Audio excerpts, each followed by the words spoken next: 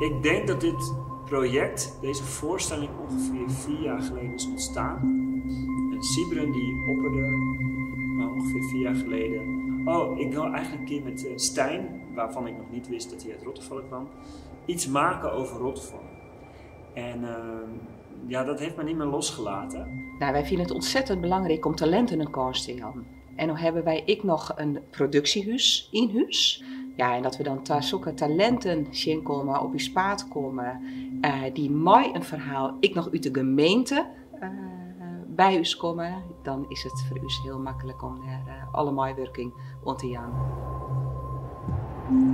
Ik vind het heel mooi dat we echt de tijd hebben gekregen om echt onderzoek te doen naar wat willen we nou maken. Zowel op de vloer als inhoudelijk nadenken van wat willen we nou maken. En ook Ilke, ja, het is wel toeval dat ze uit Rottevallen komt, maar Ilke is ook echt talentvol. Ik zie echt de dingen die ze heeft gecreëerd voor deze voorstelling. Ja, ze kan echt uitpakken. En dat is echt mooi om te zien. Nou ben ik wel al een keertje wezen kijken, dus ik heb een doorloop gezien. Wat ik daar echt heel mooi in vond, is dat Stijn en Sybren wel echt een zoektocht met elkaar hebben gehad. Van wat willen we nou eigenlijk precies vertellen. En dat Karel daar een fantastische ruimte voor geeft om dat te doen.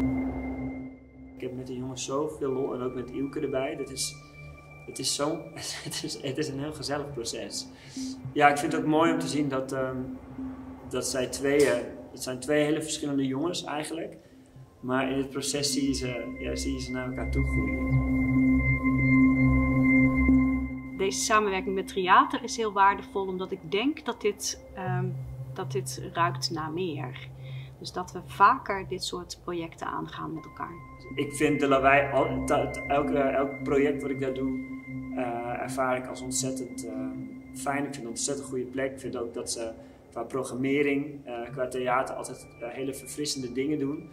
Dus ik denk dat ze ook gewoon heel erg aansluiten bij wat wij als theater doen.